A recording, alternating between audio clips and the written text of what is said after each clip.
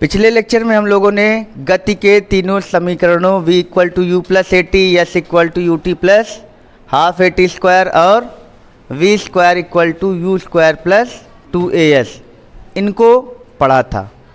आज हम लोग उन्हीं इक्वेशन से एक नया इक्वेशन जनरेट होगा, वो होगा 90वें सेकंड या हम कह सकते हैं टीवें सेकंड।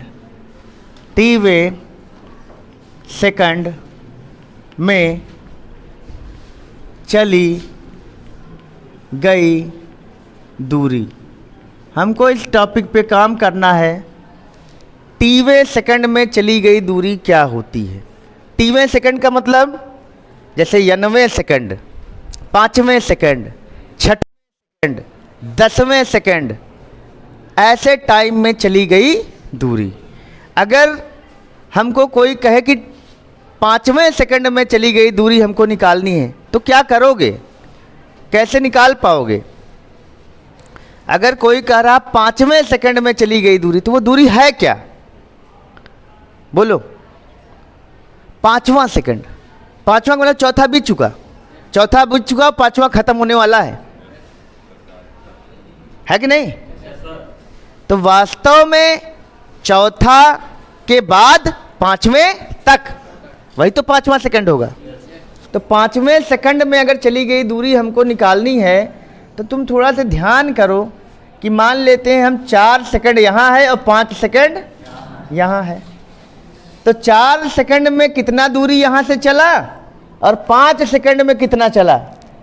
5 सेकंड में चली गई दूरी में से 4 सेकंड में चली गई दूरी अगर घटा दो तो हमको क्या मिल जाएगा। 5वें सेकंड में चली गई दूरी मिलेगी कि नहीं।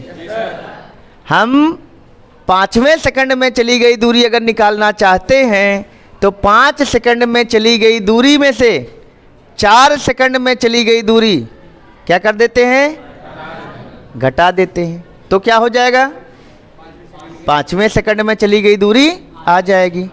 अगर हमको 6वें सेकंड में चली गई दूरी निकालनी है तो 6 सेकंड में चली गई दूरी में से 5 सेकंड में चली गई दूरी को घटा देंगे। अगर हमको 10वें सेकंड में चली गई दूरी निकालनी है तो 10 सेकंड में चली गई दूरी निकाल लो और 9 सेकंड में चली गई दूरी निकाल लो। 10 सेकंड में चली गई दूरी में से 9 सेकंड में चली गई दूरी को घटा दो तो हमें 10वें सेकंड में चली गई दूरी मिल जाएगी, है कि नहीं।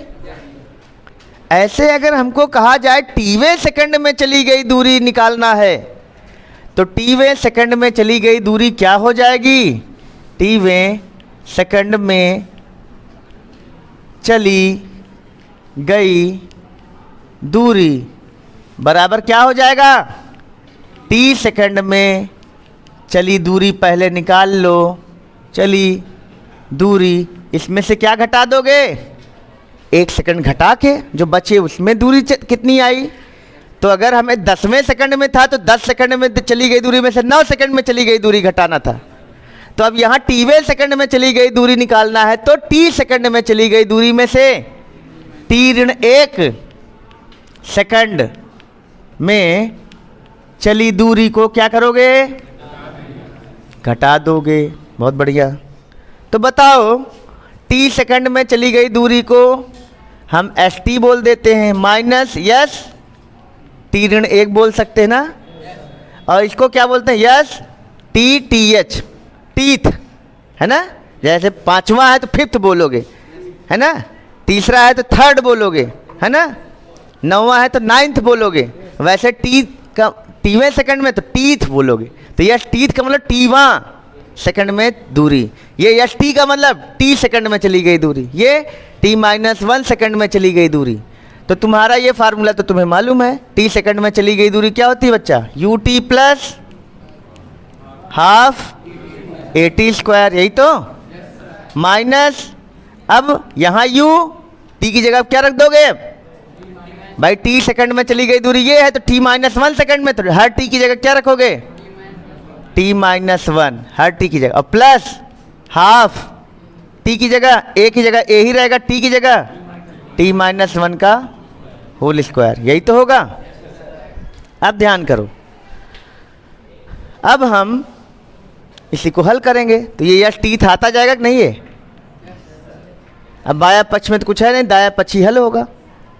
तो you t plus half a t square minus U T minus you plus 1/2 A T ऋण 1 का होल स्क्वायर।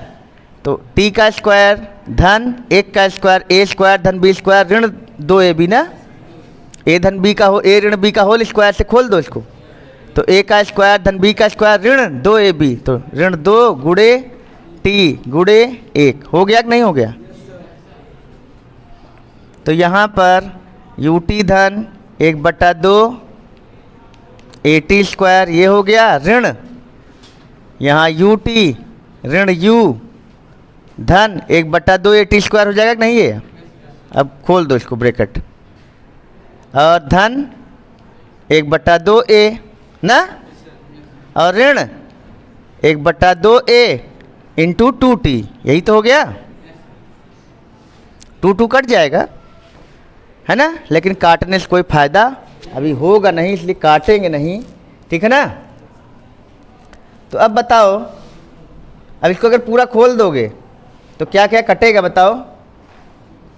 ये ऋण यू टी हो जाएगा ना, और ये ऋण 1/2 ए टी स्क्वायर, तो यू टी ऋण यू टी खत्म हो जाएगा कि नहीं, और धन 1/2 ए टी स्क्वायर, और ये ऋण से यहाँ आएगा तो खत्म हो जाएगा। तो ये यू टी से कौन यू टी कट जाएगा ये, और ये ए टी स्क्वायर से हाफ ए टी स्क्वायर ये कट गया, हाफ ए टी स्क्वायर से ये हाफ ए टी स्क्वायर खत्म ना।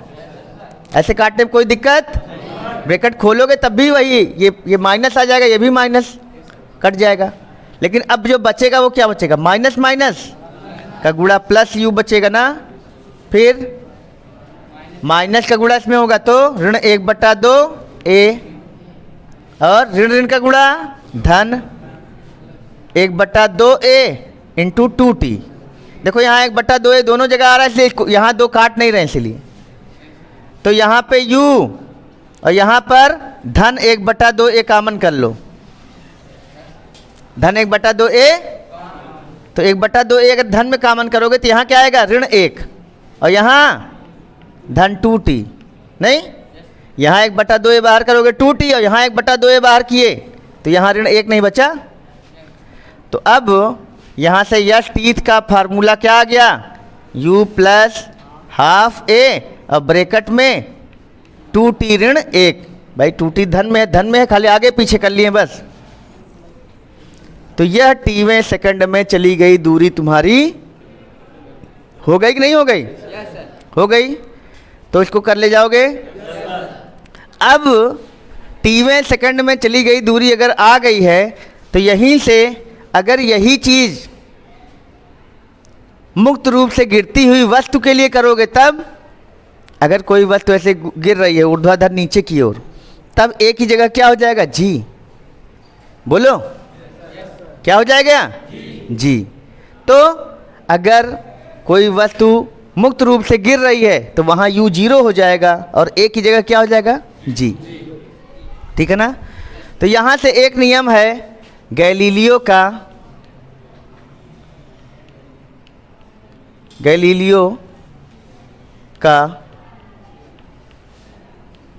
विषम संख्याओं का नियम, इसको हम कहते हैं गैलीलियो का विषम संख्याओं का नियम। यह नियम क्या कहता है, तो यह नियम कहता है कि मुक्त रूप से गिरती हुई किसी वस्तु द्वारा पहले सेकंड, दूसरे सेकंड, तीसरे सेकंड, चौथे सेकंड इत्यादि इत्यादि सेकंडों में चली गई दूरियों का अनुपात विषम संख्याओं में होता है, यानी कि 1:3, 5:7, 7:9 इस प्रकार से आगे आता जाता है। यानी कि फिर से समझना, घर जाके इसको लिख लेना। मुक्त रूप से गिरती हुई किसी वस्तु द्वारा पहले, दूसरे, तीसरे, चौथे एंड सो ऑन सेकंडों में चली गई दूरियों का अनुपात विषम संख्याओं में अर्थात 1:3:5:7:7:9:11:13:13 होता है। तो मुक्त रूप से गिरती हुई वस्तु के लिए मुक्त रूप से गिरती हुई वस्तु द्वारा पहले सेकंड में चली गई दूरी, पहले सेकंड में चली दूरी, अब इसका डेरिवेशन कर रहे हैं तो यस फर्स्ट हो जाएगा ना, u क्या हो जाएगा 0, क्या हो जाएगा u plus half g 2t-1 होता है ना, तो u की जगह 0 प्लस 1/2g और 2 गुणे 1 माइनस 1, 2 एक कम 2 में से 1 गए 1, तो 1/2g आ गया कि नहीं है। तो इसी प्रकार दूसरे सेकंड में चली गई दूरी क्या हो जाएगी यस सेकंड 2 लिख के nd लिख दो, तो ये क्या हो जाएगा 0 प्लस हाफ g और 2 इंटू t की जगह क्या हो जाएगा 2, यहाँ t क्या है t1 सेकंड है, तो ये 2t-1 तो t की जगह 2 रख दोगे, 2 दूनी 4 में से 1 गए 3, तो ये क्या हो जाएगा 3/2g। यस थर्ड क्या हो जाएगा 0 प्लस हाफ g 2/3 6 माइनस 1, तो क्या हो जाएगा 5/2g। Yes fifth 0 plus half g क्या हो जाएगा 2 गुणे फोर्थ पहले निकालेंगे ना, 2 गुणे 4 माइनस 1, 2 चौक 8 में से 1 गए 7/2g ना।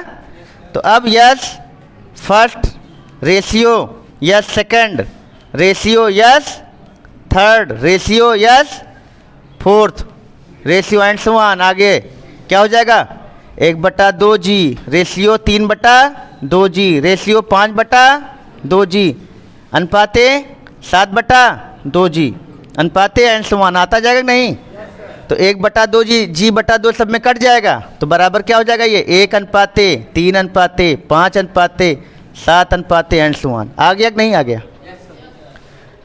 तो अगर कोई वस्तु ऐसे मुक्त रूप से गिर रही है ऐसे तो क्या है पहले सेकंड में, दूसरे सेकंड में, तीसरे सेकंड में, यहाँ 1 सेकंड नहीं बोला गया है, 1 सेकंड 2 सेकंड 3 सेकंड ये नहीं बोला जा रहा है, क्या बोला जा रहा है पहले सेकंड, दूसरे सेकंड, तीसरे सेकंड, चौथे सेकंड, 5वें सेकंड, 6वें सेकंड, अभी और आगे बढ़ता क्या आता 9/2 आता, फिर 11/2 आता, फिर 13/2 आता, फिर 15/2 आता, ऐसे आता जाता। ठीक, तो मुक्त रूप से गिरती हुए किसी भी पिंड द्वारा पहले दूसरे तीसरे चौथे 5वें ऐसे सेकंड में चली गई दूरियों का अनुपात विषम संख्याओं में होता है। किसने खोजा था इसको?